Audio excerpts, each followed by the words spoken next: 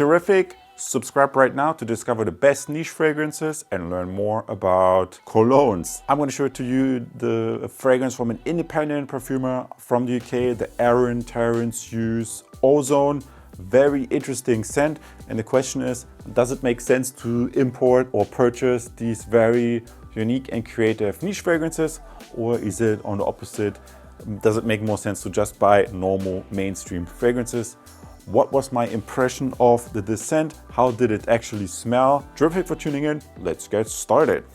Aaron Terence Hughes Ozone. Guys, I'm a huge Aaron Terence Hughes fan, and this fragrance does not disappoint. It's fresh. It has a really solid base. This fragrance is really nicely based out, which I'm going to show to you in a second. And it's massively projecting and a little bit sweet, and even has this very noticeable coconut vibe, which initially, looking at the notes here, I was a little bit skeptical. But if you see, Aaron Terence Hughes has something what he calls the clean skin accord, and I really believe that Aaron uses an overdose of musk in lots of his fragrances. And this fragrance I personally prefer much over, for example, the Creed Virgin Island Water, which obviously comes first to mind if you think about fragrances that have this coconut vibe. But here with Aaron's fragrance, it's way more masculine, and I would describe this as an uplifting, very nice spring and summer scent, a scent that makes you feel like you're on vacation, maybe somewhere at the beach, drinking a cocktail. And I only got the 10 ml since I already have a lot of other Aaron Terence Hughes fragrances, and I was a little bit skeptical having tested another coconut fragrance before, the Creed Virgin Island Water, which I did not actually like that much. But now that I've seen the coconut vibes combined with the more solid masculine base,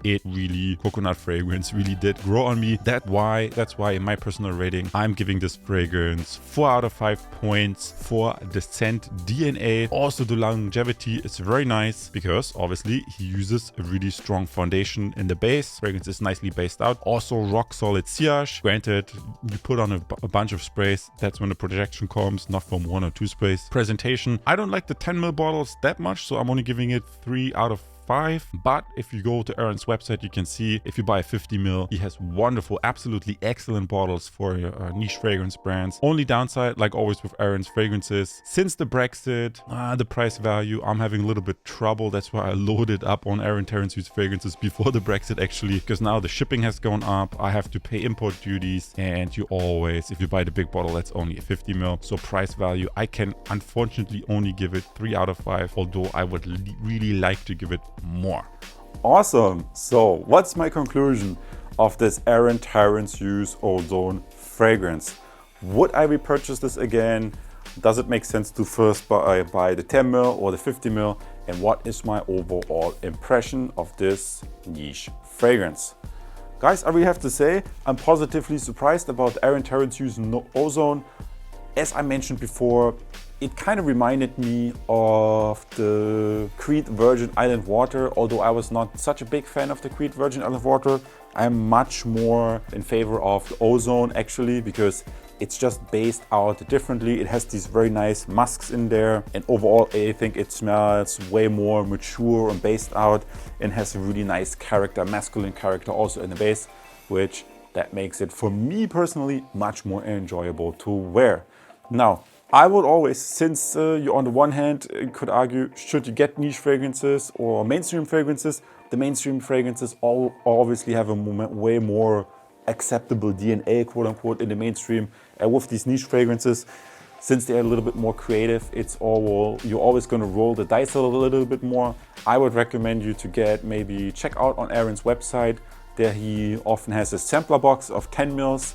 I think the sampler box of 10 mils is a great deal. You get to test a variety of his fragrance, and once you have familiarized yourself, because it has a lot of choice and a lot of variety, and you found some fragrances you actually love, that's when I would go for the 50 mils, because these bottles, I mean, for an independent perfumer, a niche fragrance, these bottles are really beautifully made with the engraved unicorn and a magnetic cap. Awesome guys for tuning in. I'm giving this a thumbs up, and let me know what other content you want to see.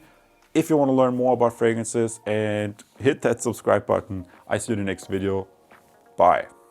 Very nice, guys. This concludes the review, and if you want, I also have another cool niche fragrance coming up for you.